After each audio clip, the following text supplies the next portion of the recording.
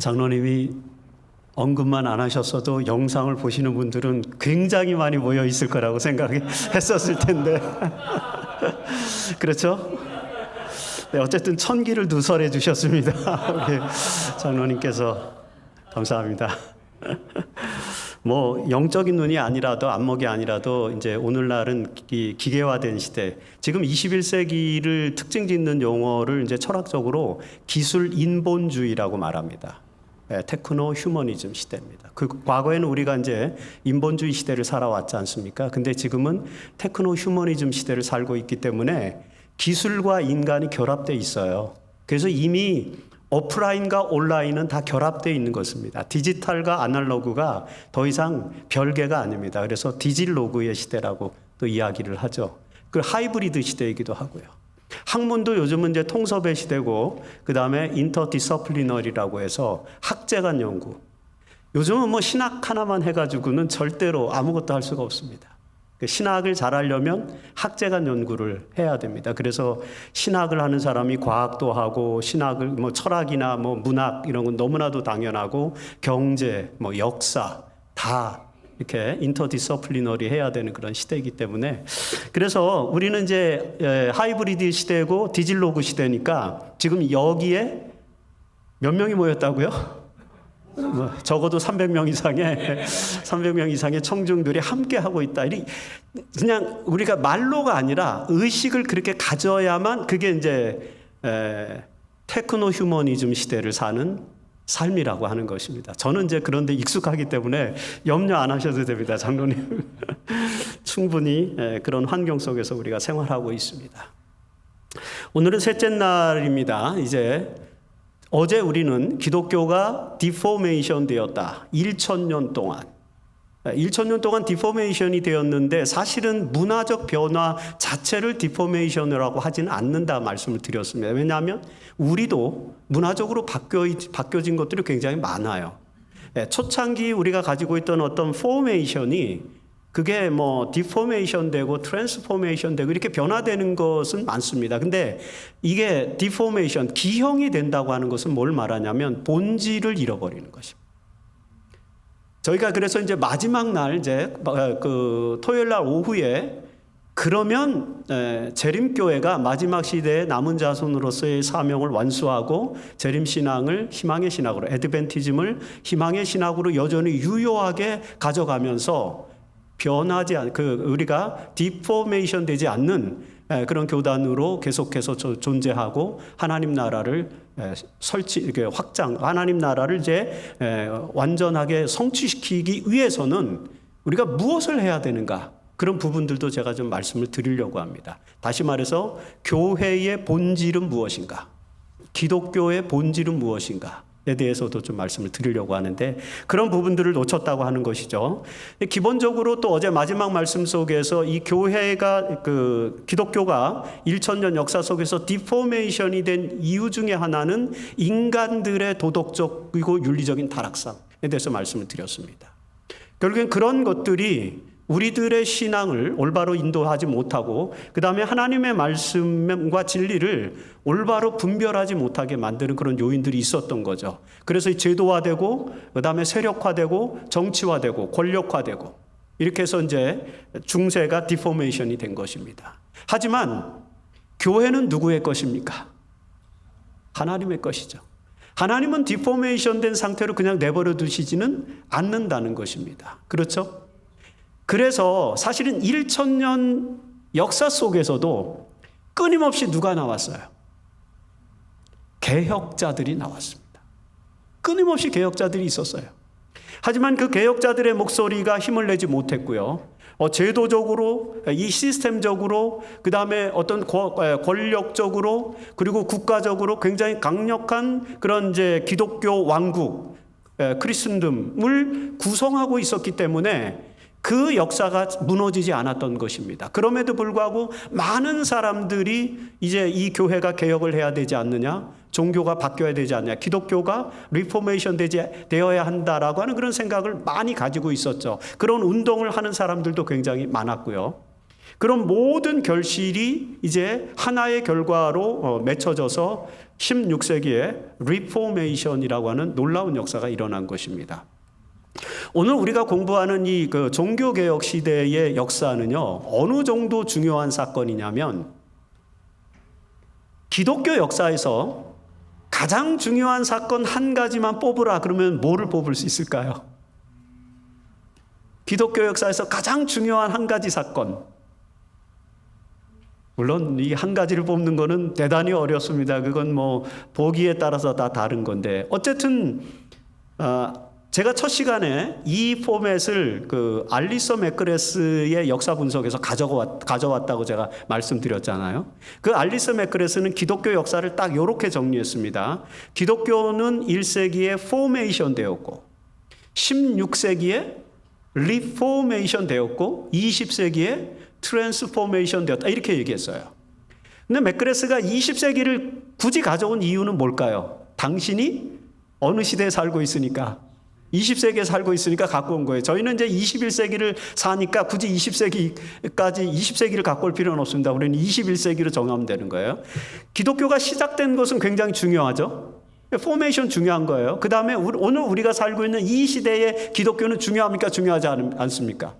이거는 실존이잖아요. 그렇죠?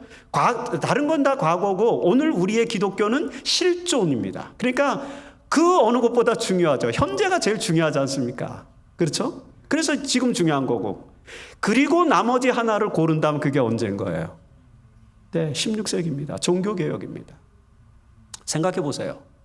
모든 유럽의 국가들이 다 로마 캐톨릭이라는 교황권이라고 하는 그런 권위 아래 모든 기독교는 하나였어요. 물론 완전히 하나는 아니었습니다. 고대, 예를 들어서 2세기, 3세기경에 이집트에 곱틱 철치라는 게 있었어요. 여러분 아시죠? 여기 LA에도 곱틱 철치가 있는 거 아십니까? 저 로마린다 그쪽에 가면 곱틱 교회가 하나 있습니다. 그 곱틱 철치가 한 2, 3세기에 시작된 교회예요. 그러니까 로마 캐톨릭에 편입되지 않은 그런 오리지널 기독교가 하나 있어요. 그게 곱틱 교회입니다. 굉장히 역사가 오래된 교회죠. 기독교의 초기 전통을 어떤 면에서는 가장 많이 보관하고 있는 교회는 곱틱 철치입니다. 그 다음에 잉글랜드에 켈틱 교회라고 있었어요. 켈트 교회. 켈트 교회라고 하는 것이 있었는데, 이 켈트 교회는 6세기에 아우구스투스라고 하는 이제 그 선교사가 잉글랜드로 가서 그 잉글랜드에서 모든 켈트 교회들을 전부 다 캐톨릭으로 개종을 시켰습니다. 그래서 켈트 교회는 6세기에 사라졌어요. 그래서 켈트 교회는 없어졌습니다. 근데 곱트 교회는 지금까지 살아남은 거죠. 기독교, 캐톨릭 말고 있었고요. 그 다음에 1054년에 제가 이제 어젠가 말씀드린 것처럼 캐톨릭이 로마 교회가 두 개로 나눠졌잖아요. 동방교회와 서방교회로 나눠졌는데, 동방교회가 우리는 orthodox다 이렇게 말했다고 했지 않습니까? 왜 그러냐면, 동방교회, 서방교회는 성경 다음으로 소중하게 여기는 게 뭐냐면은 기독교 역사에서 등장한 7개의 종교회의의 결과물들입니다. 7번의 종교회의가 있었는데, 여러분 아시는 니케아 종교회의, 321년에 니케아 종교회의, 그 다음에 381년에 콘스탄티노플 종교회의, 그리고 430년에 에베소 종교회의, 451년에 칼케돈 종교회의, 우리 다뤘습니다. 인성론 다룰 때. 그런 것들이에요. 그리고는 이제 콘스탄티노플에서 2번 더 있었고, 에베소에서 1번 있었고, 그래서 총 7번의 종교회의가 있었는데, 그 종교회의를 거의 성경에 준하는 크리드로 받아들여요. 그 종교회의에서 결정된 것을 변화시키지 않고 받아들여야만 그게 이제 진정한 정통이라고 생각하는 건데, 서방교회는요, 그걸 바꿨어요. 예를 들어서 콘스탄티노플 종교회의에서 삼위일체 교리가 만들어졌는데, 성령은 아버지로부터 왔다고 됐는데, 서방교회는 성령이 아버지로부터 그리고 아들로부터 왔다, 이렇게 이제 필리오케라는 단어를 하나 삽입시켜 놨어요. 그게 못마땅해서 이제 동방교회가 갈라지면서 너희는 정통이 아니다, 이런 거예요. 왜냐하면 하나 바꿨다는 거죠. 그 많은 문헌 중에서 필리오케라는 단어 하나 집어넣은 거예요. 그거 정통에서 벗어나는 겁니까? 그 정도 하나 없어지면 정통이 아닙니까? 네, 교회는 참 그런 게 있어요. 그 이데올로기보다 더 아주 그 치열한 그런 그룹들이 이제 종교인데 그것 때문에 싸워서 이제 갈라지면서 동방종교회는 우리는 필리오케 안 받아들인다. 그러니까 우리는 뭐다? 예, orthodox 이렇게 이제 주장했어요. 그러니까 서방교회가 뭐라 그랬다 그랬어요? 그렇죠. 니네 orthodox라고? 오케이. 그럼 우리는 캐톨릭이다. 그래서 캐톨릭 철치가 된 거라고 제가 말씀드렸지 않습니까? 그래서 이제 그런 게 있었죠. 곱트교회 있고, 그 다음에 로마 캐톨릭 있고, 동방정교회, orthodox 이렇게 그 정도 이제 있었는데 그게 유럽 전체예요. 근데 16세기에 놀라운 일이 벌어진 거죠. 예를 들어 독일에 루터란이 생기는 거예요. 그 다음에 제네바에 칼뱅의 종교가 칼뱅의 교회가 생기는 거예요.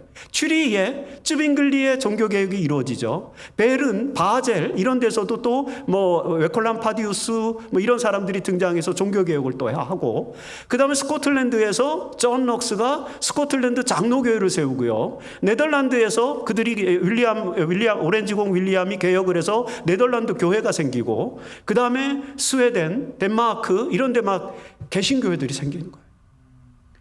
유럽의 3분의 2가 어디로부터 독립했어요? 캐톨릭으로부터. 캐톨릭을 신실하게 신봉하는 나라는 딱 세 나라. 프랑스, 스페인, 그 다음에 로마. 거기 오늘 이태리죠. 그리고 나머지 지역들은 거의 다 뭐가 된 거예요? 거의 다 프로테스탄트가 된 거예요. 개신교회가 된 거예요. 여러분 얼마나 놀라운 사건입니까? 1000년 동안 무너지지 않았던 로마 캐톨릭이요. 그렇죠? 중세 교회가 한순간에 무너졌는데 그게 오늘 종교개혁에서요. 여러분 이게 무슨 힘이 이걸 이렇게 만들었을까요? 어떤 힘이 1000년을 무너뜨릴 수 있습니까? 역사를 연구해 보면 굉장히 재밌는 게 있는데 전 세계에서 1000년 이상의 왕국을 누린 장수한 나라는 딱 두 나라밖에 없어요. 하나가 로마고요. 또 하나는 어딜까요? 네? 신라예요. 신라라고 하는 시작은 미약했지만 어쨌든 통일신라까지 이렇게 이어오면서 거의 1000년 이상의 나라를 만들었잖아요. 중국에 그런 나라가 없어요. 중국의 진나라도 뭐 금방 없어지고 당나라, 수나라 뭐 다. 중국에서 그래도 가장 위대한 나라는 당나라로 치는데 당나라도 뭐 그렇게 역사가 오래되지 않았지 않습니까? 근데 그게 이제 로마라고 하는 이 로마라고 하는 역사인데 그 로마가 1000년의 제국 로마, 그 다음에 그 이후에 1000년의 교황 로마. 1000년의 종교 제국을 세운 거예요. 근데 그 1000년의 종교 제국이 한순간에 16세기에 무너졌다는 거죠. 여기서 저희가 생각해 봐야 될 이슈가 있습니다. 그게 뭐냐면요. 과연 뭐 로마는 하루아침에 무너지지 않는다 이런 말 들어보셨어요, 여러분? 예, 그거 들어는 봤는데 또 제가 깨알 같은 정보를 드린다면 이 말은 누가 한 말이냐? 돈키호테를 쓴 세르반테스가 한 말입니다.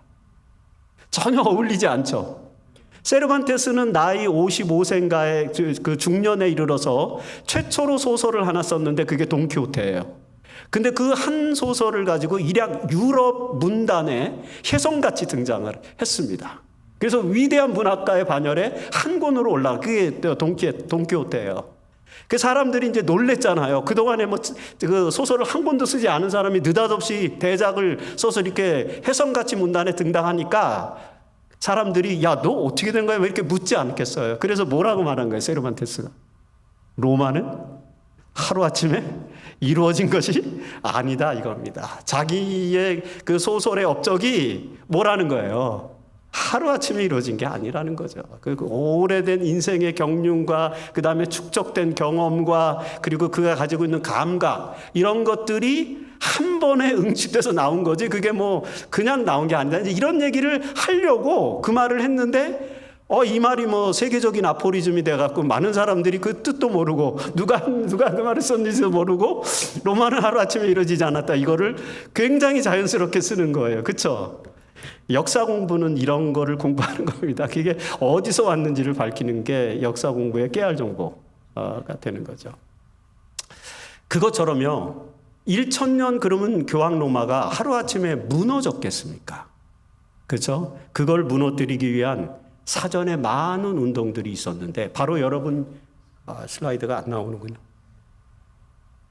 다시 한번 띄워보겠습니다. 이 첫 번째 섹션에 있는 바로 이 부분이 종교개혁의 새벽별들이라고 해서 모닝스타. 그러니까 종교개혁이 16세기에 마르틴 루터와 츠빙글리에 의해서 종교개혁이 시작되기 전에도 많은 사람들이 로마 캐톨릭을 개혁시키고자 애를 썼다는 거죠. 그들은 마치 새벽별처럼, 그렇죠? 모닝스타처럼 이렇게 존재했던 별들이었습니다.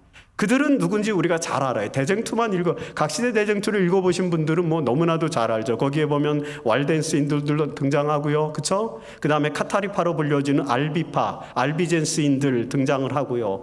그리고 존 위클리프, 영국의 루터버스에서 목회를 했던 이 존 위클리프의 이제 개혁도 있었고요. 그 다음에 야누스의 개혁도 있었고, 이런 개혁들이 있어요. 그 이전에도 뭐 파두아의 마르실리우스가 개혁을 했고, 그 다음에 파리 대학의 총장과 파리 대학의 교수들이 개혁을 해보려고 노력을 했고, 굉장히 많은 노력들이 있었습니다. 그럼에도 불구하고 그 개혁이 이루어지지 않았던 거죠. 왜냐하면 이때까지만 해도, 예를 들어서 왈덴스인들이 활동했을 때는 12세기인데요 13세기 로마 교황의 전성기 시대를 맞이하잖아요. 아직까지 로마는 건재한 거예요.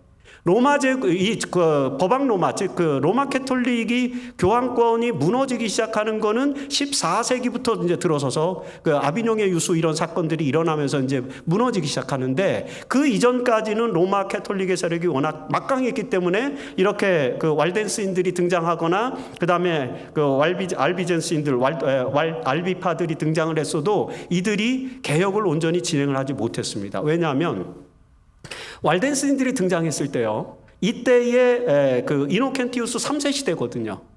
이노켄티우스 3세가 누굽니까? 한 목자 아래 한 양떼를 실현한 사람이에요. 교황이 최고고 황제도 하나의 목자, 하나의 양떼. 황제도 누구 밑에 있는 존재예요? 교황 밑에 있는 존재를 실현한 인물이거든요. 강력한 로마 캐톨릭을 세웠어요. 근데 이노켄티우스 3세를 연구하다 보면은요, 이분이 정말 계몽 교황입니다. 굉장히 똑똑한 사람이었어요. 이노켄티우스 3세는요, 로마 캐톨릭이 위기로 갈 것이라는 것을 예감했던 사람이에요. 그래서 어떻게 하면 이 로마 교회의 부패를 막을 것인가에 대해서 고민을 했는데, 마침 그때 한 거지가 로마의 로마 감독의 주교자가 있는 것이 라테라노 성당이라고 제가 어제 말씀드렸잖아요. 그 라테라노 성당, 지금도 여러분 그래서 로마에 가시면 그 라테라노 성당 앞에 이제 횡단보도가 있고, 그 횡단보도 앞에 하나의 사람이 하나의 형상이 세워져 있는데, 그 형상이 누구냐면 프란체스코예요. 프란체스코가 거지 옷을 입고 교황을 만나러 온 겁니다. 이노켄티우스 3세를 만나러 온 거예요. 그러니까 추기경들이 이제 사무 보는 사람들이 들어오지 못하게, 입구에 들어오지 못하게 막았어요. 그런데 이노켄티우스 3세가 그 거지를 맞이합니다. 프란체스코는 왜 왔냐면은 프란체스코 수도회를 인정받기 위해서, 승인받기 위해서 온 거예요. 근데 그 수도회의 이름이 뭐냐면요, 가난한 자들의 수도회예요. 가난한 자들의 수도회를 내가 세우겠다. 그리고 청렴하고 아주 검소하게 우리는 사는데, 이 가난한 자들의 수도회의 정신은 뭐냐면은 탁발. 어제 말씀드렸죠. 빌어먹는. 먹는 것조차도 소유하지 않는 그런 정말 진정한 청렴과 검소한 삶을 이제 서약을 한 사람들만이 입회할 수 있는 그런 수도회를 내가 만들겠다. 거지 옷을 입고. 그러니까 이노켄티우스 3세가 보니까 만일에 이 수도원 운동이 성공한다면 로마 캐톨릭을 부패로부터 방지해 줄 수 있을 거라는 판단을 한 거예요. 지도자들에게 이 정도의 안목이 있어야 됩니다. 사실은 이노켄티우스 3세는 우리 재림교회로 보면은 적그리스도의 가장 이렇게 수장 중에 수장인 그런 분이에요. 근데 인정할 건 인정해야 되는 거죠. 그렇죠? 근데 또 이 사람이 다 그렇게 좋은 일만 한 건 아니에요. 바로 이 이노켄티우스 3세가 3차 십자군 운동을 일으킵니다. 그 3차 십자군 운동을 왜 일으키냐면은 피에르 발도에 의해서 만들어진 이 왈덴스인들을 박멸하기 위해서.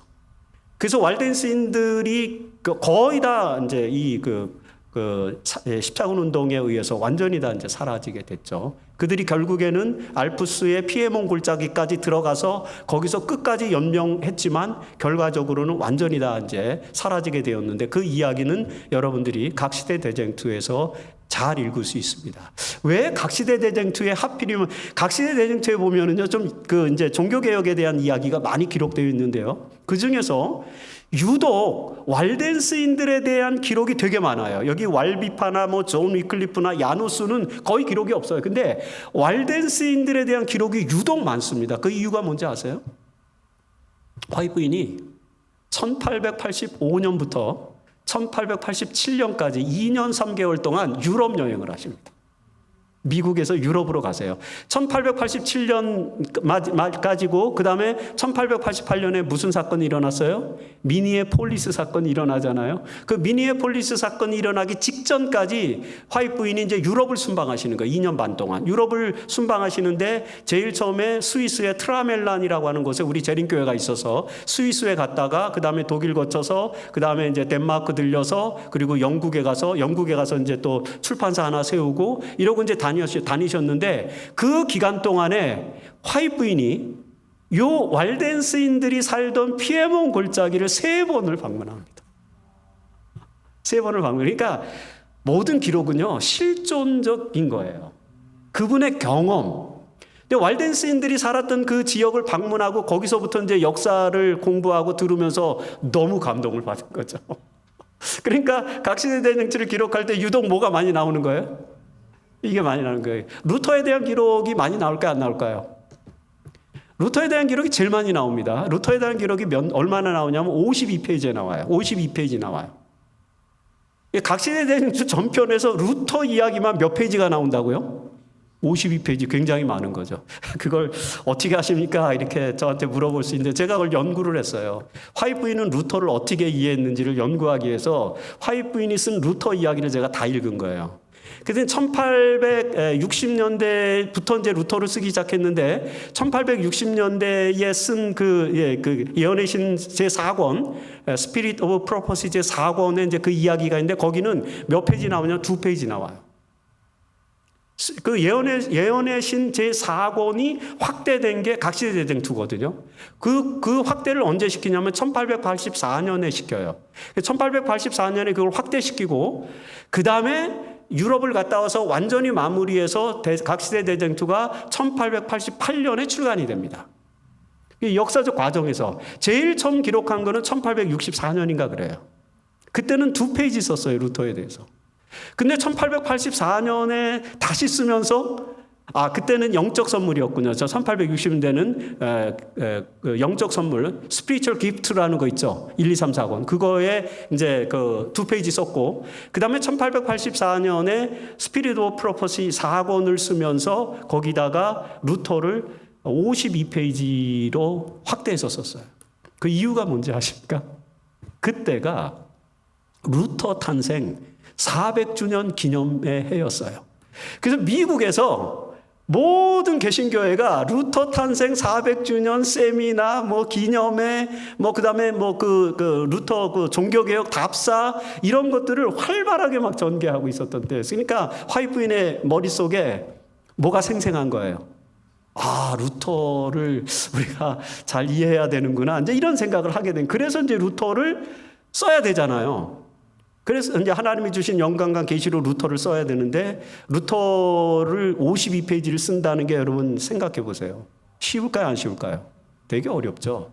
그래서 이제 그 당시에 미국에서 프랑스에서 출판돼서 미국에서 가장 유명했던 종교개혁사가 16세기 종교개혁사라는 책인데, 그걸 프랑스의 메를 도비녜라고 하는 학자가 썼어요.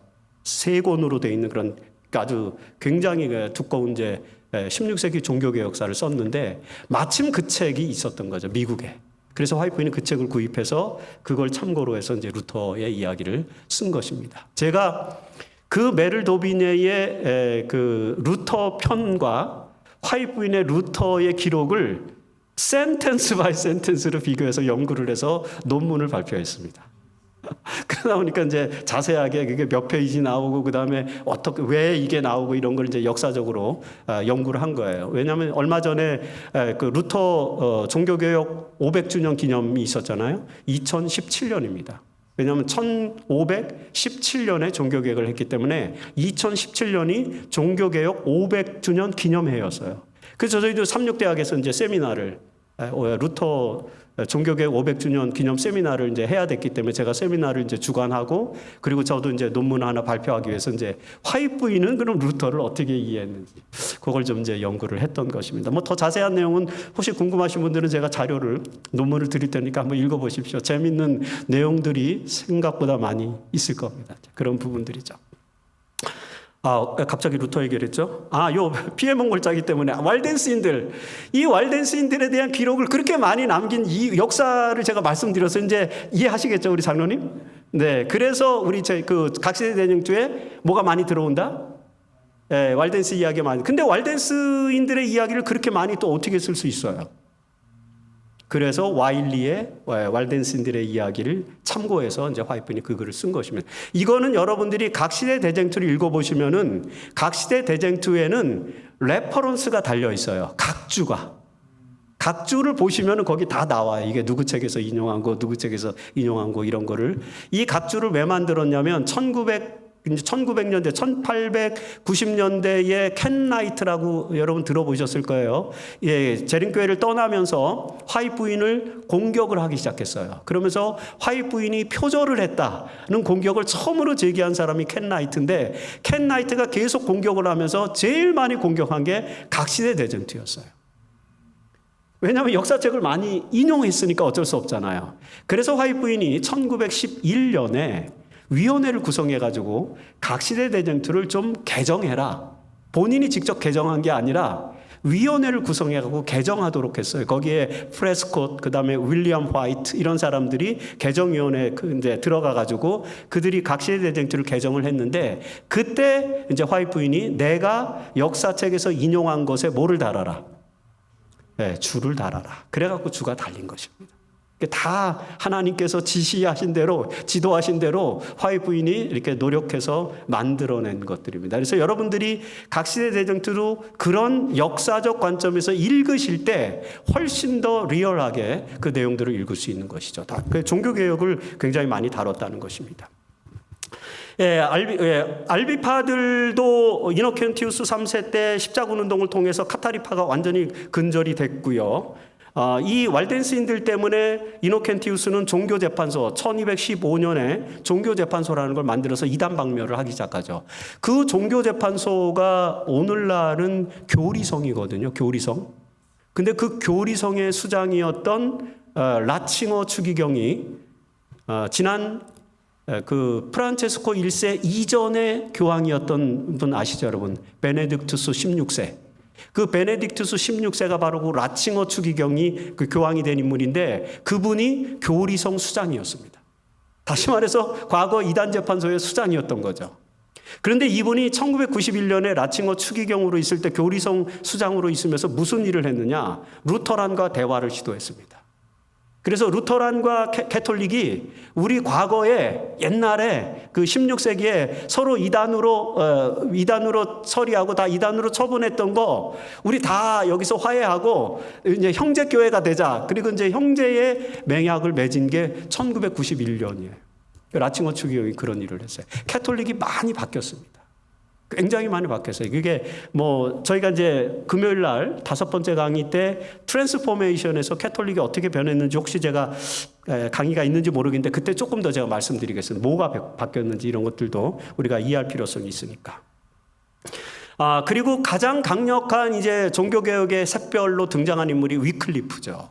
위클리프는 굉장히 중요한 인물입니다. 바로 이 위클리프의 종교개혁의 정신을 이어받아서 영국에서 계속해서 그런 어떤 개혁운동과 활동을 했던 인물들을 우리가 롤라드파라고 말하는 이 롤라드 운동을 전개했던 그런 인물이고 화채설, 그 다음에 연옥설, 면벌부, 그 다음에 성상과 성유물 숭배 이런 것들을 아주 직접적으로 비평하면서 로마 캐톨릭 이제 교황청하고 상당히 대립을 했던 그런 인물이었죠. 하지만 잉글랜드라고 하는 지역의 한정에서 활동을 했기 때문에 이때까지만 해도 이 교황청에서 굉장히 기분 나빠하고 뭐 이렇게 했지만 구체적으로 위클립을 정죄까지는 안 했어요. 그런데 위클립이 정죄당하는 사건이 하나 벌어집니다. 무슨 일이냐면 바로 이 시기에 그 위클립이 아마 1384년에 이제 돌아가셨는데, 이분이 돌아가시기 몇 년 전에 약 한 1380년경에 그 보헤미아의 공주가 영국의 왕과 결혼을 합니다. 보헤미아는 오늘날로 말하는 체코, 프라하가 있는 그 지역을 말하는데, 그 보헤미아는 그 당시에는 신성 로마 제국에 속해 있었어요. 그 신성 로마 제국의 한 그 왕국이었던 보헤미아 공국, 그 신성 로마 제국은 하나의 제국이지만 나라가 이렇게 독일이라는 나라가 만들어지진 않았을 때, 독일이라는 나라는 19세기에 만들어집니다. 그 전까지는 신성로마 제국으로 유지하다가 신성로마 제국은 7명의 제후들이 나눠서 다스렸어요. 그 7명의 제후를 우리가 선제후라고 하는데, 신성로마 제국의 황제를 선출할 수 있는 권한을 가진 제후들이 7명이 있었어요. 그 7명이 독일 지역을 나눠 다스렸는데, 그 중에 한 지역이 이제 프라하, 여기 이제 보헤미안 지방인데, 그 지방의 공주가 당시에 영국의 국왕이었던 리처드 2세. 그 리처드 2세는 누구냐면은 리처드 왕, 여러분 사자왕 있잖아요.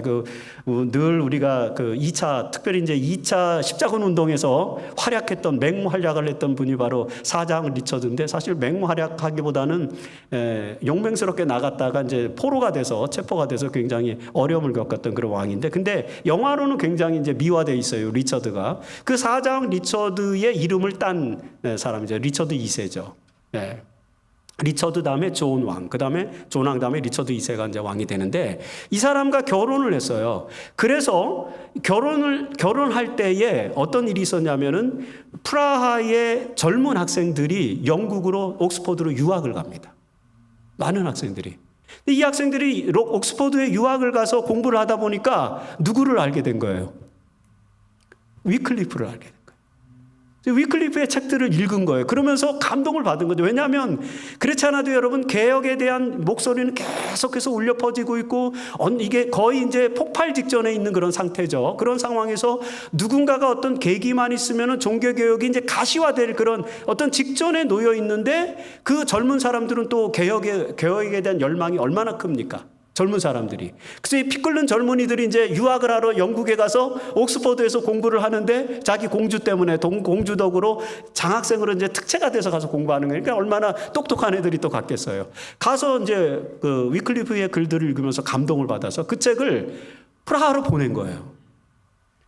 근데 그 당시에 프라하의 총장이 누구예요? 프라하 대학의 총장이 누구였냐면 바로 얀 후스였죠. 얀 후스. 얀 후스가 그 책을 보고, 그렇지 않아도 이제 본인도 뭘 하고 싶은데, 개혁을 하고 싶은데, 그 이론적 체계와 내용들, 이런 것들을 아주 상세하게 공부할 수 있는 계기가 딱 된 거죠. 그래서 야누스가 그 책을 읽고 프라하에서 종교개혁을 강력하게 이제 개혁의 목소리를 내기 시작했습니다. 프라하 대학 총장이잖아요. 이 위클리프는 옥스퍼드의 총장은 아니었거든요. 그냥 루터워스의 교구의 한 교구장 정도니까 그냥 캐톨릭에서 참을만, 교황청에서는 참아줄만 했는데, 프라하 대학 총장이 이제 나서니까 좀 양상이 달라지죠. 그래서 콘스탄츠 공의회에서 그 야누스를 이제 소환해가지고, 거기서 콘스탄츠 공의회에서 얀 후스가 이단으로 몰려서 화형을 당하게 됩니다. 사실은 그때 황제가, 그 당시에 이제 신성로마 제국 황제가 야누스에게 너가 아무 일도 없을 테니까 걱정하지 말라, 우리가 신변을 보호해 주겠다라고 약속을 했기 때문에 그 자리에 나간 거거든요. 그런데 거기서 종교재판에서 이단으로 몰려서 화형당하고, 덕분에 위클리프까지 어떻게 됐을까요? 부관 참시를 당했습니다. 위클리프의 무덤을 파가지고 그 뼈들을 화형시켰어요. 이런 이제 일들이 일어난 겁니다. 그게 이제 이런 일들이 결국에는 로마 캐톨릭의 죄악의 어떤 극단을 이제 보여주는 거죠. 그런 형태로 나아갔어요. 그래서 이 사건이 왜 중요하냐면, 요 야누스가 처형당한 그 콘스탄츠 공의의 100년 후에 루터의 종교개혁이 일어나거든요. 루터도 똑같이 보름수국회에 1521년에 소환당했었어요.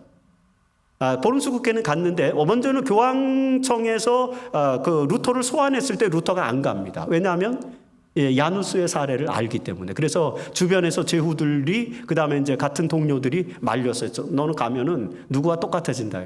100년 전에 야누스가 그래가지고 화형당했는데 너도 똑같이 당하니까 가면 안 된다. 그래서 만류해서 이제 안 갔죠. 그러다가 이제 보름수국회에는 의회는 나아간데, 왜냐하면 그 당시에 루터를 지원하고 있던 프레드리히 3세가 그 작센주의 선제후였거든요. 그래서 그 사람이 비텐베르그 대학도 만든 사람이에요. 비텐베르그 대학도 만든 사람이 이제 루터를 보호해 주기로 약속을 하고 갔는데, 아니나 다를까 루터가 신앙 고백을 하니까 그 루터를 죽이려고 이제 결정을 하죠. 그거를 간파하고 이제 프리드리히 3세가 루터를 몰래 보쌈을 해가지고 납치를 해요. 자작극을 벌인 거죠. 왜냐하면 자기가 살려주면 또 이제 정치적으로 문제가 생기잖아요. 그래서 이제 강도를 루터의 방으로 급히 강도를 보내가지고 보쌈을 해가지고 바르트부르크 성으로 유폐를 시킨 것입니다. 그런 식으로 해서 루터를 살렸어요. 이런 일들이 이제 벌어지는 거죠. 이 과정 속에서 이제 종교개혁이 일어나게 되는데, 이 종교개혁의 새벽별들, 이 모닝스타들이 있었기 때문에 종교개혁이 가능했다. 우리는 이런 그룹들을 이제 불어로는 아방가르드라고 말하는데요. 전위 부대들입니다. 모든 운동에는요, 반드시 누가 있어요? 전위 부대가 있어요. 전위 부대라는 건 뭐냐면 본 부대가 적진으로 진행하기 전에 이 앞에서 무슨 일이 있는지를 사전에 조사하고, 그 다음에 척후병들 있잖아요. 그 척후병들을 아방가르드라고 해요. 전위병들인데, 전위병들은 대개 어떤 운명입니까? 다 가장 위험에 적나라하게 노출되는 그런 그룹들이잖아요. 가장 먼저 죽을 수 있고, 그 다음에 가장 위험에 처할 수 있고, 앞에 무슨 일이 있는지, 뭐 어떤 매복이 있는지 이런 것들을 전혀 알 수 없으니까 아방가르드를, 전위부대를 먼저 보내는 거죠. 그래서 그들이 다 파악하고 그 다음에 안전하면 본대가 가는 겁니다. 그런 전위부대가 있기 때문에 본대가 싸움에서 이길 수 있는 거예요. 다시 말해서 종교개혁이 일어났다고 하는 것은, 종교개혁이 성공했다고 하는 것은 사실은 종교개혁자들이 잘해서가 아니라 뭐가 먼저 있었던 거예요? 전위부대들이 있었던 거죠. 바로 이 사람들이에요. walden스인들, 그 다음에 카타리파, 알비젠스인들, 존 위클립, 야누스와 같은 그런 모닝스타들이 있었기 때문에 그들이 먼저 빛을 밝히고, 그들이 먼저 캐톨릭의 잘못된 점을 지적하고, 그들이 먼저 교회가 개혁돼야 된다는 사실을 강력하게 설파하고, 그리고 그런 모든 영향토들을 미치고, 그러면서 그들은 어떻게 됐어요? 다 죽었죠. 다 화형당하고 처형당했잖아요. 그리고 뭐 십자군에 의해서 전부 초토화되고 다 없어졌어요. 알비파들도 싹 없어지고 walden스인들도 다 죽었어요. 그런 희생을 당한 거예요. 한국의 기독교가 1884년에 이제 그 알렌 선교사가 의료 선교사로 처음 들어오고, 1885년에 이제 언더우드와 아펜젤러가 들어오면서 한국 기독교가 시작되거든요. 근데 한국 기독교가 들어왔을 때 박해를 받았어요? 안 받았어요? 안 받았어요. 왜 안 받았는지 아세요? 100년 전에 누가? 캐톨릭이 엄청난 순교를 당했기 때문에 그래요. 정확하게 이 역사가 외우기도 쉬워요. 왜냐하면 1884년에 개신교 첫 선교사가 한국에 왔다 그랬잖아요. 그 정확하게 100년 전인 1784년에 이승훈이 북경에 가서 세례를 받으면서 한국 천주교가 시작이 됩니다. 그래서 한국 천주교회와 한국 개신교회의 그 시작일이 딱 100년 차이에요.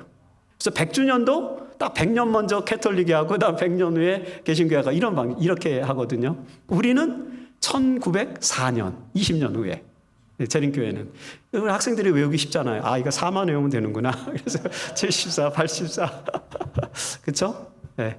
내가 학생들한테 이건 안 가르쳤는데, 여기서 갑자기 생각이 나네요. 또 그게. 어쨌든 그렇습니다. 그래서 아방가르드가 있었다. 이 종교개혁의 새벽별들이 있었기 때문에 개혁이 이루어졌다는 것들 말씀을 드리고, 그래서 이런 어떤 분위기 때문에 결국에는 1517년에 루터, 그 다음에 1519년에 본격적으로 쯔빙글리가 취리히에서, 그리고 이제 1520년대에 이제 제네바에서 칼뱅이, 이렇게 이제 3대 종교개혁자들이 등장한 것이고요. 그리고 여기에서 종교개혁에서 가장 중요한 단체가 하나가 있는데 그게 뭐냐면 제세례파라고 하는, 아나바티스트라고 하는 그런 분파입니다. 이 굉장히 중요한 건데 나머지 루터나 쭈빙글리나 그 다음에 칼뱅 같은 사람들은 메지스트리얼 리포머들이라고 그래요. 그러니까 뭐냐, 관변 종교개혁자들입니다. 그들은 다 정치적인 후원을 받아서, 예를 들어서 루터는요, 비텐베르그에서 개혁을 했잖아요. 그 비텐베르크가 작센주에 속해 있었는데 그 작센주의 선제후가 프리드리히 3세입니다. 이 프리드리히 3세는 누구냐? 칼 5세가 신성 로마 제국의 황제가 될 때 사실은 황제의 1순위 후보였어요. 근데 정치적인 세력에 밀려가지고 황제가 못 된 거죠. 그러니까 프리드리히 3세는 신성 로마 제국이든 로마 캐톨릭이든 별로 마음에 들지 않는 거예요. 그리고 이 사람이 굉장히 계몽적인 사람이었기 때문에 루터의 종교개혁을 적극적으로 지원을 했죠. 그가 비텐베르그 대학을 세웠던 것이고, 그 비텐베르그 대학의 교수, 아주 성경교사죠. 성경교사로 이제 루터가 있었는데 굉장히 미미한 존재였죠.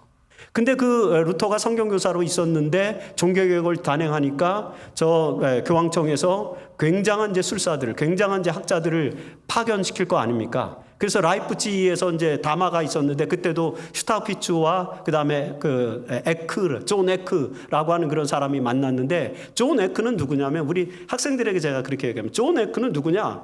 예를 들어서 시카고 대학의 교수, 하버드 대학의 교수, 신학과 교수. 그다음에 루터는 누구냐? 삼육대학교의 신학과 교수. 둘이 붙는 겁니다. 루터와 에크는 그런 사람이에요. 다 굉장한 당시에 학문적으로 명성이 높은 사람이죠. 루터는요, 저 변방에 비텐베르크 변방에 그것도 성경교사, 경력도 몇 년 안 돼, 10년도 안 되는 일천한 젊은이에요.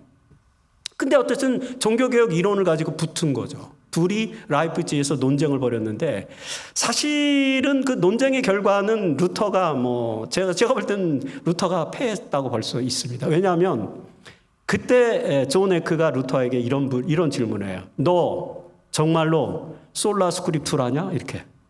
너 정말 오직 성경으로야? 이렇게 물었어요. 그러니까 루터가 뭐라고 대답했습니까? 그래, 나는 오직 성경으로만 한다. 그래서 존 에크가 뭐라고 다시 질문했을까요? 이건 어쨌든 논쟁이에요. 논쟁이니까 꼬투리를 잡아야 되잖아요. 뭐라고 잡았냐면, 너 만일에 솔라 스크립투라라면 너는 주일이 아니라 안식일을 지켜야 돼. 이렇게 말했어요, 존 에크가. 안식일을 지켜야 돼. 왜 그러냐면 성경에는 뭐를 지키게 돼 있어? 안식일을 지키게 돼 있고, 주일은 누가 만든 거야? 교회 전통이, 제가 이제 마지막에 종교개혁의 5가지 원칙에서 좀 더 자세하게 설명드리겠지만요, 교회 전통이 만든 거기 때문에 교회 전통을 따르지 않으려면 넌 뭐 해야 된다고요? 근데 루터는 나는 내가 유대인이 아닌데 왜 안식일을 지키는, 이제 그것까지는 아직 이제 깨닫지 못했으니까 잘 모르는 거죠. 그래가지고 제가 볼 때는 논쟁에서는 루터가 진 거예요. 명분이 없었잖아요. 나는 그리스도인이기 때문에 주의를 지켜야지, 내가 예수님의 부활을 믿고 예수님의 재림을 믿는 사람인데 내가 왜 안식일을 지키냐? 난 유대인이 아니다. 이렇게 변명했지만 사실은 솔라 스크립투라에 근접하지 못한 거잖아요. 그런 논쟁이 있었어요. 이 안식일 논쟁도 보면은 그런 역사적인 과정들이 있습니다. 그런 과정들을 통해서 그래도 이제 루터는 그 프리드리히 3세의 전폭적인 지원 아래, 그 다음에 비텐베르그의 분위기, 그리고 독일이라고 하는 지역, 이 지역에서 로마 캐톨릭과의 대립되는 문제, 특별히 이 종교개혁의 가장 큰 이슈는, 핵심 이슈는 하나였죠. 그게 뭐냐면 면벌부 판매였던 것입니다. 레오 10세가 베드로 대성당을 장대하게 짓기 위해서, 지금 여러분 로마에 가시면 그 바티칸에 있는 그 베드로 대성당 있잖아요.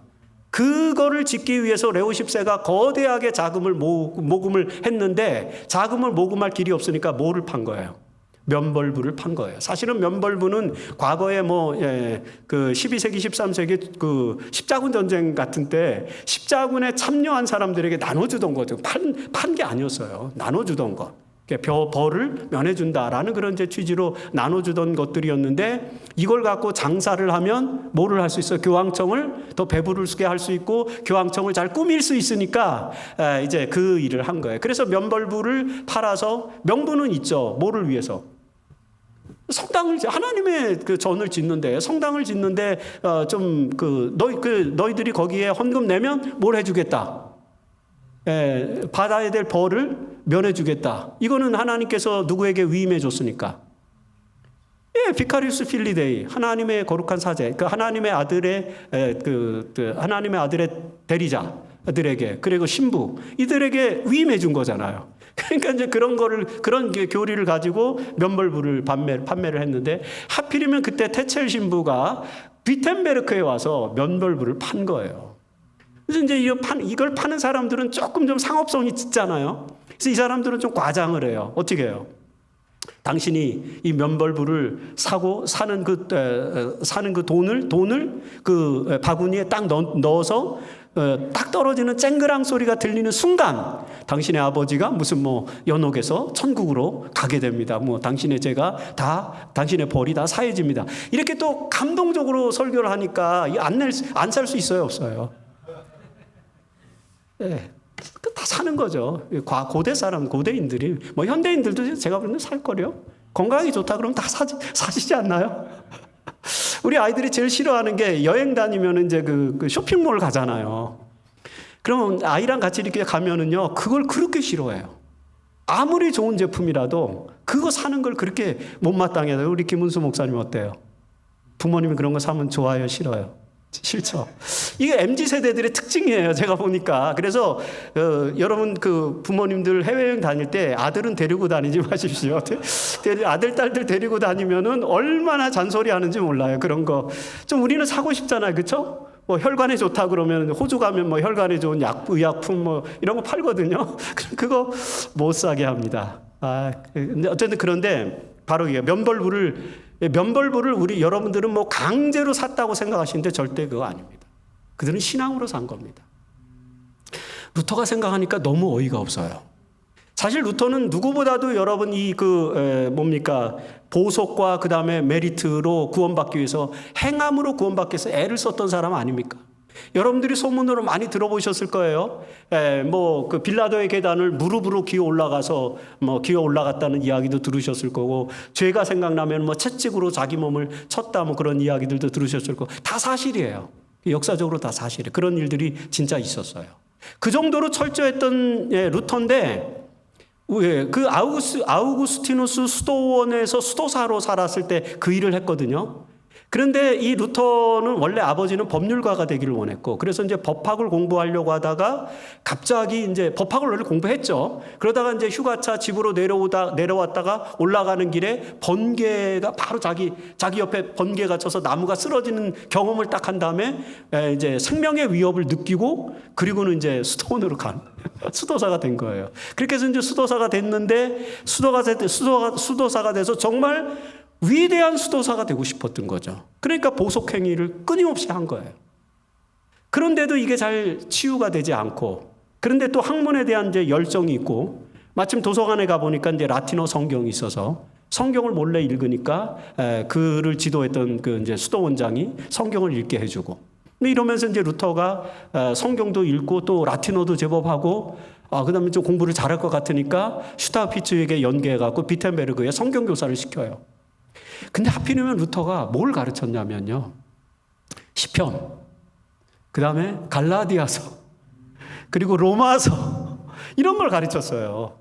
시편을 가르치고 갈라디아서를 가르치고 로마서를 가르친 거예요. 그래서 루터가 생각하는 거죠. 이게 의롭게 되는 게 믿음으로 된다는 건데 도대체 이게 뭔가. 그리고 율법이 아니라 믿음이라고 하는데, 그러면 이게 믿음으로 정말 구원이 가능한가? 여기에 대해서 고민을 했던 거예요. 거기에 대해서 계속 고민을 하는데, 면벌부를 딱 파는데, 이미 위클리프도 면벌부는 잘못됐다고 주장을 했죠. 야누스도 그걸 주장을 하고, 그 다음에 파두아의 마르실리우스, 이런 많은 학자들이 이미 그 면벌부는 이거는 성서적이 아니다라는 이야기를 많이 했기 때문에 루터도 그걸 알아요, 몰라요? 알죠. 그러니까 이 테첼이 이제 그 면벌부를 판매하는 모습을 보면서 너무 좀 이건 아니다 싶어가지고 글을 씁니다. 글을.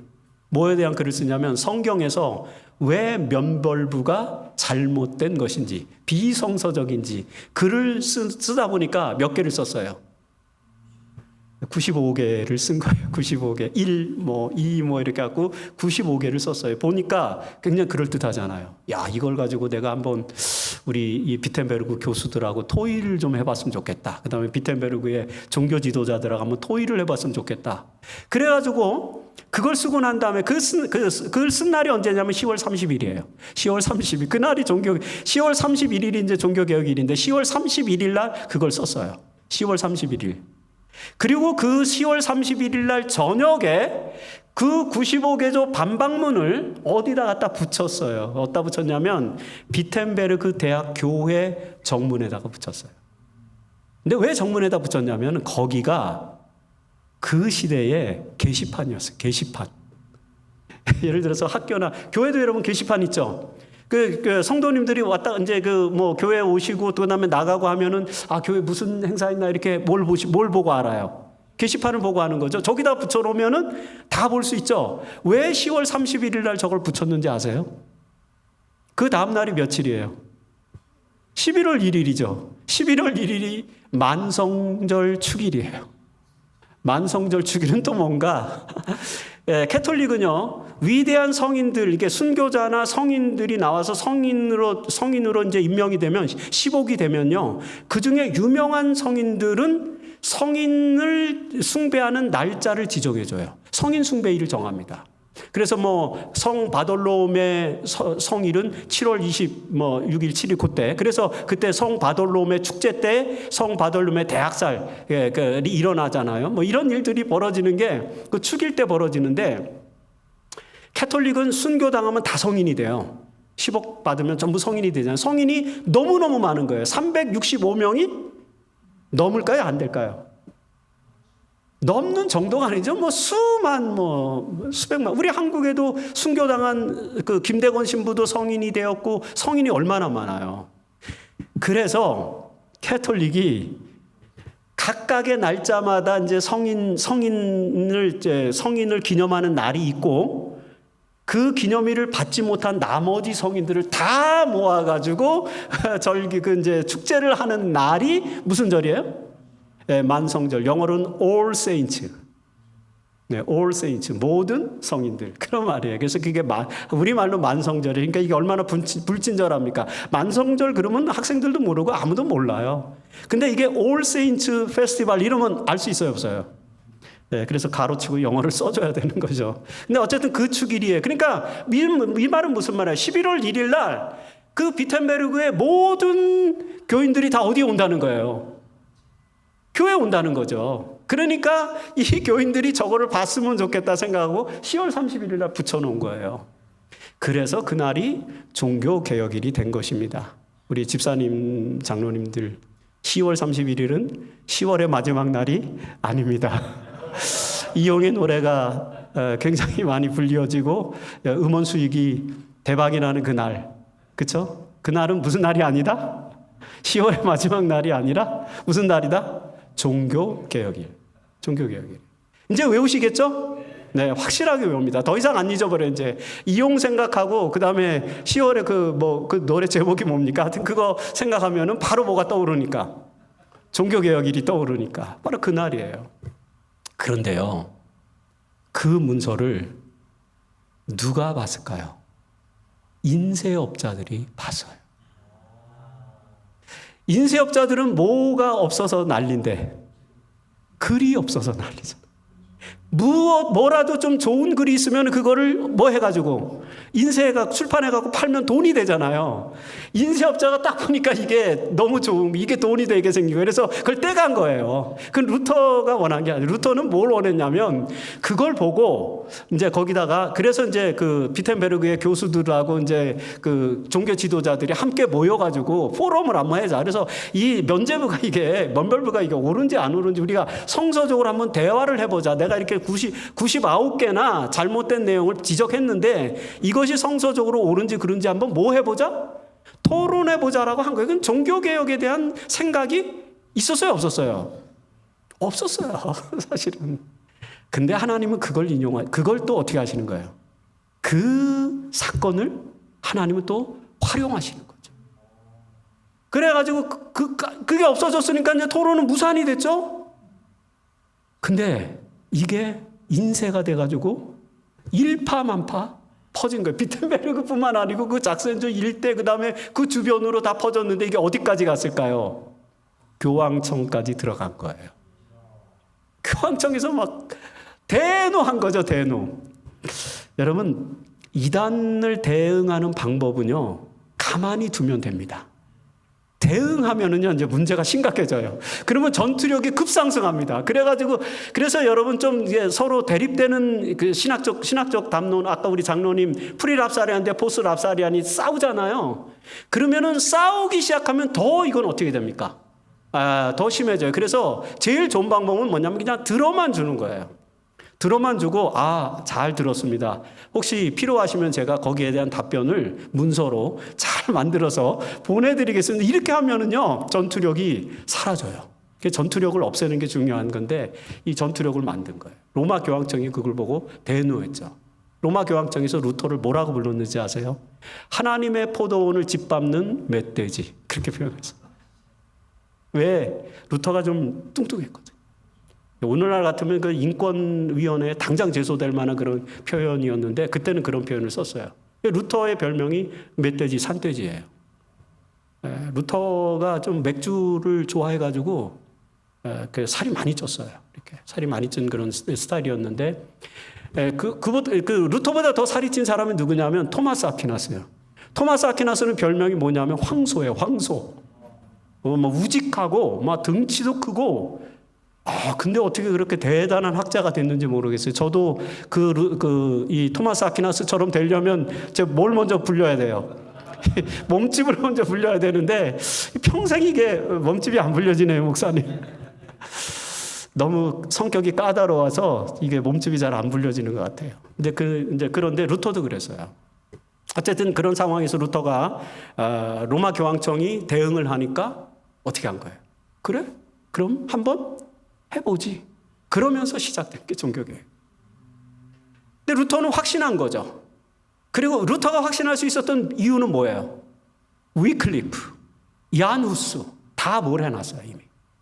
이론을 다 만들어 놨거든요. 그러나 그런 것들을 기반으로 해서 이제 그 캐톨릭의 잘못된 교리들을 혁파해 나가면서 이제 종교개혁을 진행을 하게 되었고 프리드리히 3세의 지원을 받았고요. 그런데 놀랍게 바로 그 지점에 취리히라고 하는 도시에서도 취리히라고 하는 도시에 이 쯔빙글리라고 하는 사람이 대리 주교로 청빙을 받았는데 이미 이 쯔빙글리는 1516년 그러니까 1517년 루터가 종교개혁을 시작하기 이전 1516년부터 아인지데른스토원에서 면벌부와 화채설을 반대하는 설교를 하고 있었어요. 근데 그가 마침 1519년에 취리히의 대리주교로 임명을 받게 된 거죠. 이제 막강한 종교적 권한을 갖게 된 거예요. 거기서 개혁을 해버린 거예요. 그래서 취리히가 종교개혁을 단행을 했어요. 비슷한 시기에.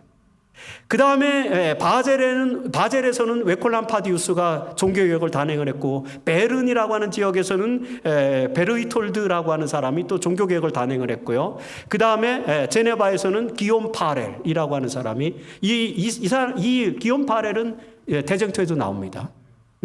이 기욤 파렐이 이제 제네바에서 개혁을 단행을 했는데 기욤 파렐은 좀 이론이 약했어요. 그래서 어떻게 하면 제네바의 개혁을 잘할까 고민을 하고 있는데 마침 파리 대학의 교수였던 이 짱칼뱅이 파리에서 파리 대학 총장의 설교문을 하나 써줬는데 그 설교문을 좀 개혁적으로 쓴 거예요. 왜냐하면 파리 대학이 그때 인문주의가 번성했던 곳이거든요. 인문주의 하면 또 에라스무스라고 하는 아주 거두 무신예찬을 쓴 사람 떠오르잖아요. 그 사람이 인문주의의 대가인데 바로 그 에라스무스의 영향을 받은 인문주의자들이 그러니까 신학적이고 철학적이고 학문적인 그 이론에 밝은 사람들이 많이 나왔는데 그들이 볼로냐 대학이나 파리 대학이나 이런 데서 많이 나왔어요. 옥스퍼드 대학 같은 데서. 파리 대학도 이미 인문주의로 이제 물들어 있었죠. 칼뱅은 젊은 나이에 인문주의에 경도되어 있고 로마 캐톨릭의 비리들을 너무나도 잘 알고 있고 그래서 그 파리 대학의 총장이 총장으로 임명됐을 때 거의 수석제자처럼 이제 옆에서 붙어서 서포트를 해줬는데 설교문을 써준 거예요. 그 설교문이 문제가 됐어요. 프랑스는 뭐 아주 거대한 캐톨릭 국가였고 그 당시에 프랑스와의 그 왕이 뭐 강력한 그런 이제 캐톨릭 신봉자였는데 이 총장이 설교가 너무 개혁적인 거예요. 그래가지고 이거 누가 썼냐?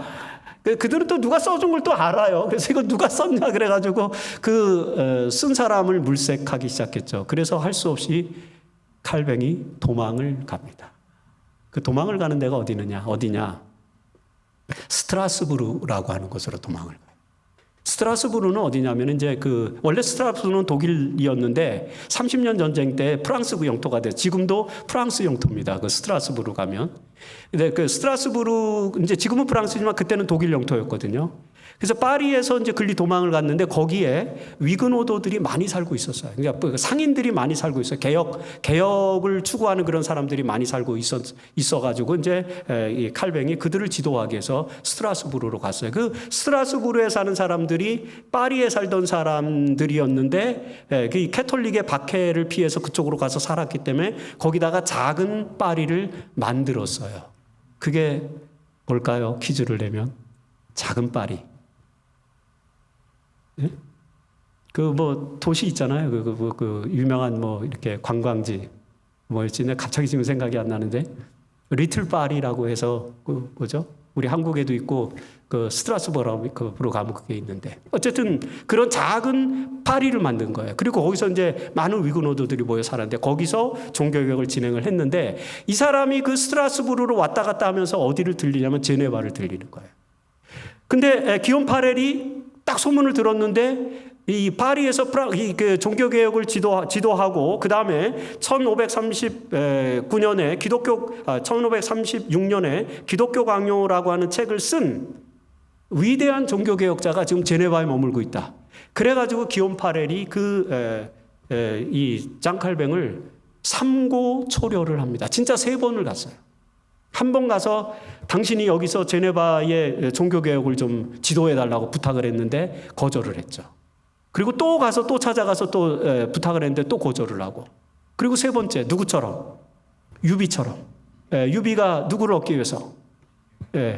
제갈량을 얻기 위해서 삼고초려했잖아요. 그것처럼 기욤 파렐이 그러니까 이런 역사가 중국에만 있는 게 아니에요. 서양에도 있는 거죠. 그래서 기욤 파렐이 3번을 장칼뱅을 찾아가서 결국엔 승낙을 받아서 장칼뱅이 제네바 종교개혁을 단행을 하고 이렇게 해서 이제 종교개혁이 이루어지는데 4번째 종교개혁은 이 3사람은요 다 관변 종교개혁가들이에요. 그러니까 그 도시의 정치 시민도시 국가의 정치적인 힘을 받아서 종교개혁을 추진했는데 4번째 종교개혁가들은 그런 정치적인 힘이 없어요. 농민들이 중심이 된 종교개혁이 있었어요. 그게 제세례파 운동입니다. 그래서 그들은 힘이 없으니까 어떻게 해야 돼요? 개혁을 요란 법석스럽게 해야죠. 그래서 그들을 우리가 Radical Reformer라고 부릅니다. 급진 종교개혁자. 이들은 뭐 천년왕국 운동하고 그 다음에 내가 메시아라 그러고 민스터가 예루살렘이라 그러고 뭐 진짜 막 농민운동을 막 혁명처럼 그렇게 그야말로 종교개혁을 혁명처럼 진행한 사람들이 제세례파입니다. 그래서 제세례파는 공격을 많이 받았어요. 정부군으로부터 진압도 많이 당하고 다 전멸되고 굉장히 고통을 많이 당하고 루터도 제세례파는 정죄를 합니다.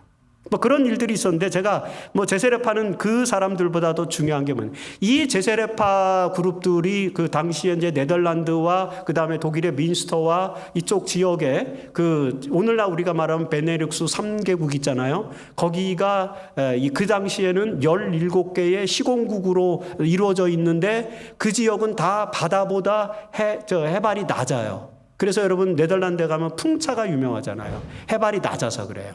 거기를 저지대 국가라고 불렀어요. 저지대 지역이라고 불렀는데 그 지역에 17개의 시공국이 있었어요.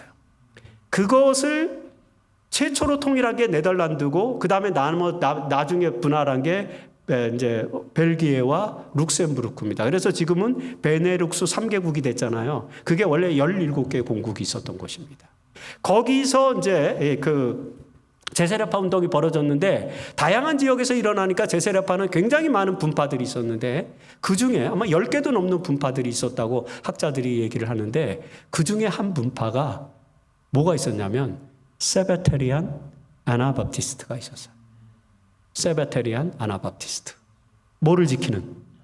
안식일을 제7일 토요일을 안식일로 지키는 아나바프티스트들이 있었어요. 이들에 의해서 1650년에 런던에서 세븐스데이 베프티스트가 만들어져요. 제7일 침례교. 이들이 1801년에 미국에 와서 총회를 하고 안식일을 전파했고요. 그 제7일 침례교로부터 안식일을 깨달은 조셉 베이츠가 세바테리안 애드벤티스트를 구성을 합니다. 세바테리안 애드벤티스트. 안식일 준수 재림인도들. 자, 16세기엔 누가 있었다고요? 세베테리안 아나바프티스트. 세베테리안 아나바프티스트가 있어서 그들이 교단 명칭을 뭐라고 만들었다고요? 세븐스데이 베프티스트. 자, 우리는 세베테리안 애드벤티스트. 1860년 10월 1일 날 우리가 교회 이름을 만들었는데 교회 이름은 뭐라고 만들었어요? 세븐스데이 애드벤티스트. 우연히 오는 이름이 아닙니다. 역사적으로 다 배경이 있는 거예요. 그래서 우리가 세븐스데이 애드벤티스트가 돼요. 뭐 어떤 분들은 이름이 하늘에서 떨어진 걸로 생각하십니다. 우리 이름은 하나님이 주신 거 막 이렇게. 근데 그건 아니고 사베테리안 아나바프티스트가 세븐스데이 베프티스트가 되었고 사베테리안 애드벤티스트가 세븐스데이 애드벤티스트가 되었다. 그러면 뭐 논리적으로 여러분 딱 선명해지죠? 아, 이런 건 이렇게 칠판에 써서 이렇게 해야 되는데, 뭐 안 써도 다 알잖아요. 머릿속으로 연상하셔서 이렇게 하시면 됩니다. 이제 그런, 그 역사, 이 제세례파죠. 이 제세례파가 안식일을 개혁했단 말입니다. 그거에 대해서 루터가 뭐라고 말했을까요? 루터는 유대인들을 되게 혐오했어요. 원래 처음부터 루터가 유대인들을 혐오했던 건 아니고 처음에는 루터가 유대인들을 굉장히 안쓰럽게 여겨갖고 이 유대인들을 기독교로 개종시키려고 매우 애를 썼어요. 그런데 여러분들이 이제 여호와의 증인이나 누구를 만나시면은 처음에는 좀 애정을 가지고 좀 이렇게 대화를 해보고 싶은데 대화를 하다 보면 이제 어떻게 돼요? 막 전투력이 상승돼 갖고 이제 그 되게 곤란해지잖아요. 저도 뭐 그런 경험을 되게 많이 했기 때문에 대화하기가 좀 싫어지잖아요. 루터가 똑같았어요. 그래서 처음에는 유대인들을 좀 잘 달래려고 했는데 말을 안 듣는 거죠. 그래서 나중에는 유대인들을 경멸을 하게 됩니다. 그 루터가 쓴 유대인들에 대한 이 경멸에 대한 그 문헌들, 이거를 누가 활용했느냐? 히틀러가 그걸 가지고 이제 홀로코스트를 만드는데 하나의 소스로 루터의 글을 삼은 것입니다. 그 정도로 루터가 이제 유대인들에 대해서 혐오하는 글들을 많이 썼는데, 그러니까 안식일을 지키는 사베테리안 아나바프티스트를 어떻게 했을까요? 정죄를 했지만 루터도 안식일에 대한 이야기를 여러 번 들었던 거예요. 누구에게서 제일 먼저 들었어요? 에크로부터. 너 솔라 스크립트라라면은 뭘 지켜야 된다고? 안식일을 지키. 이런 얘기도 들었고요. 그 다음에 저기 라이덴과 그다음 뭐 저 민스터 이런 데서 농민들이 사베테리안 뭐 아나바프티스트 이런 걸 한다는데 니네가 유대인이야? 왜 안식일을 지켜? 이러면서 그들을 이제 혐오하는 글들을 썼죠. 종교개혁이 한 번에 이루어지지는 않습니다. 그래서 시간을 두고 역사적으로 일어난다라고 하는 것도 우리가 이 역사 속에서 이제 배우게 되는 것입니다. 시간이 많이 가서 이제 마무리를 해야 될 텐데, 이 세 번째 섹션에 보면은 그래서 이제 개신교 교파 시대가 열리면서 종교 개혁이 이제 이루어졌는데, 그 종교 개혁은 5가지의 원칙으로 우리는 종교 개혁을 정리할 수 있습니다. 이게 굉장히 중요한 거예요. 우리는 압니다. 뭘 아냐면 솔라 스크립투라, 솔라 피데, 그 다음에 솔라 그라치아, 그 다음에 솔라 크리스투스, 그리고 솔라 데오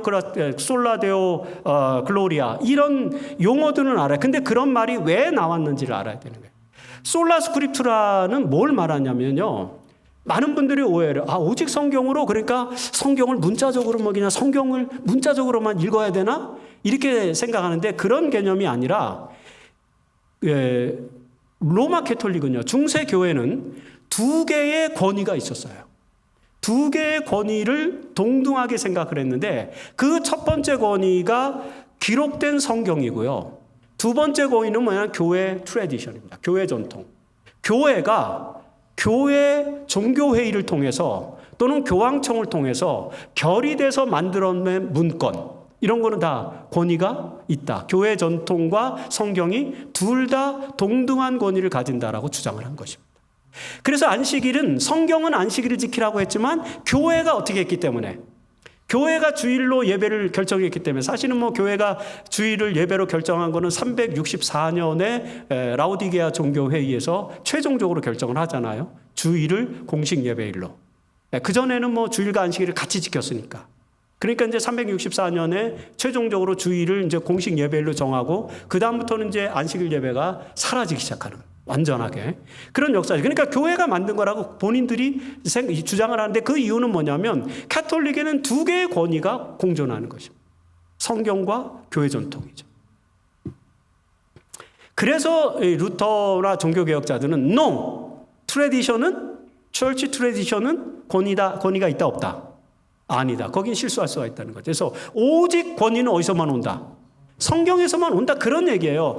솔라 스크립트라가 성경의 문자적인 내용만 읽어야 된다는 말이 아니죠. 성경은 해석해야 되는 책이기 때문에 해석은 얼마든지 해석을 할 필요가 있지만, 교회 전통과 전통의 권위가 성경과 동등하지 않다는 그런 내용을 이야기한 것입니다.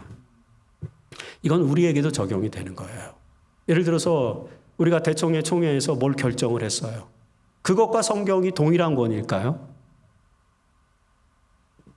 하지만 따라야 되죠. 대총에서 예를 들어서 교회의람을 결성했어요. 대총에서 기본교리 28을 결정을 했어요.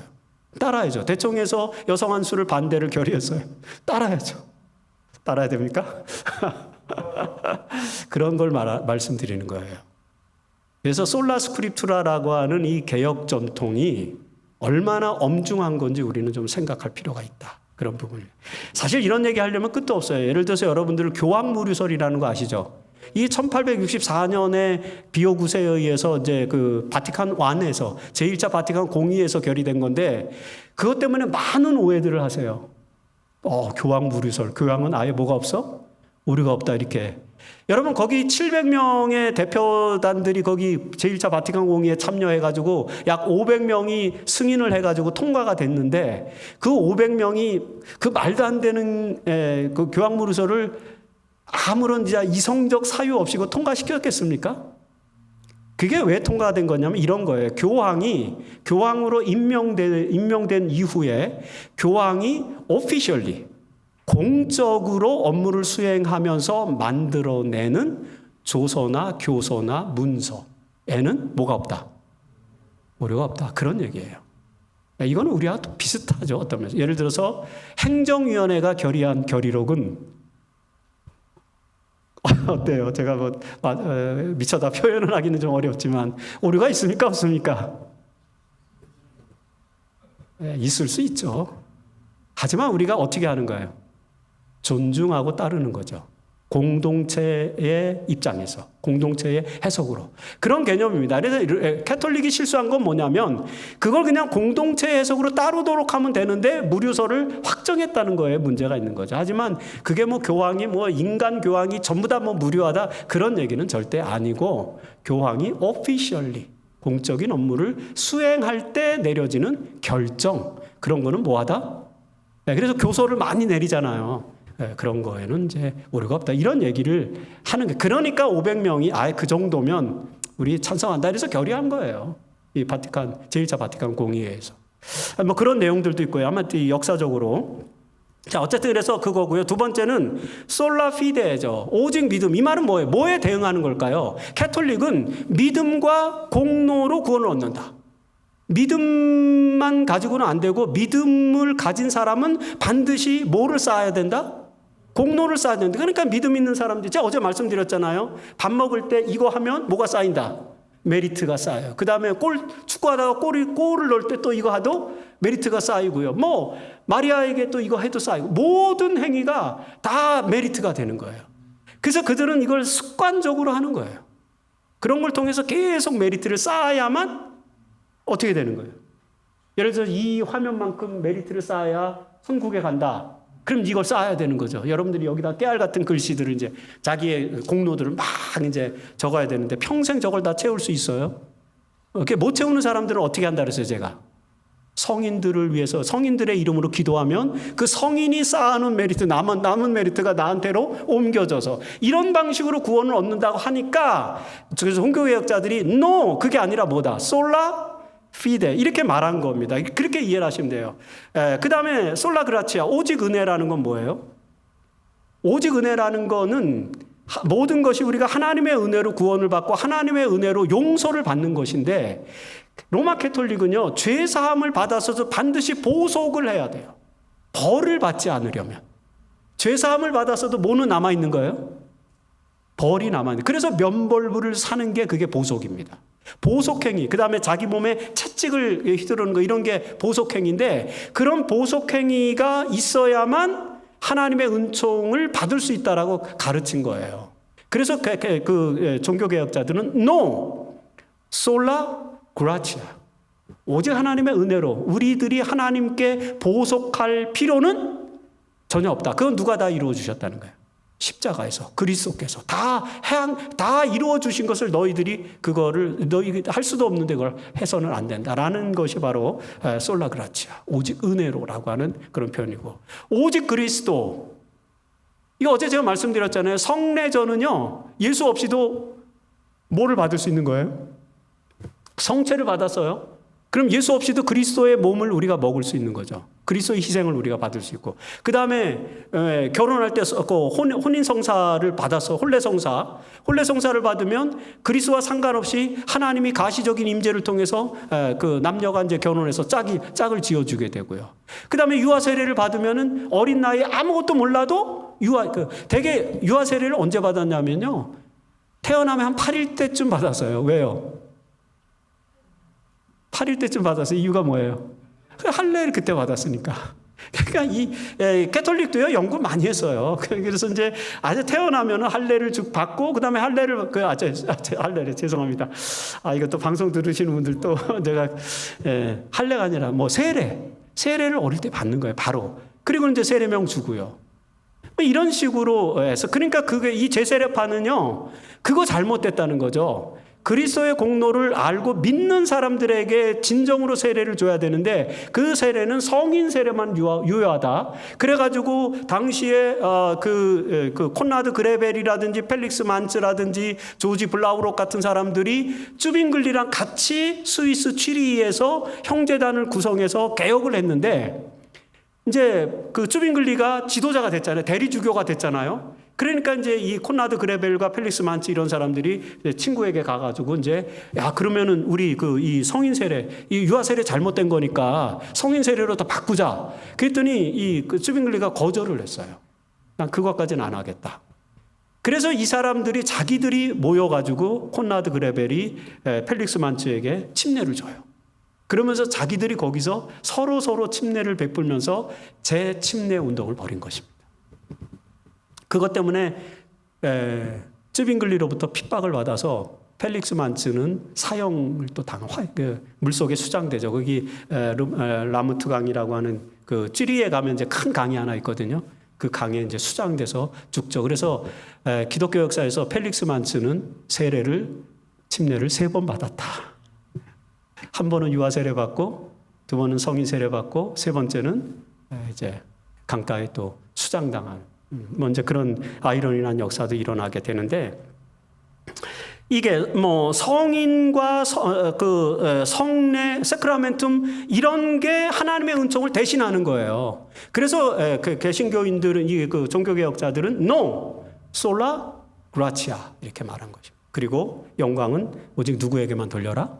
하나님께만 돌려라. 누가 그 영광을 대신 받았어요?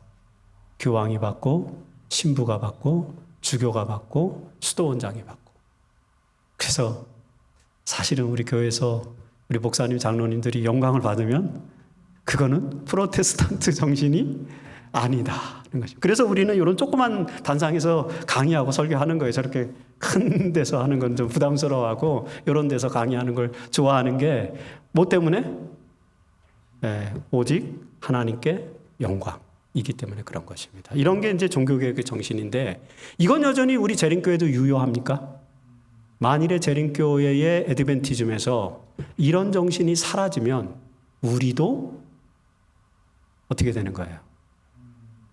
디포메이션이 될 수 있을까요? 잘 모르겠어요. 그건 이제 마지막 시간에 한번 우리가 진지하게 논의를 해보도록 하겠습니다. 시간이 너무 많이 가서 오늘은 여기까지 강의를 마치고 이제 다음 시간에는 트랜스포메이션 또 한번 같이 대화를 나눠보도록 하겠습니다.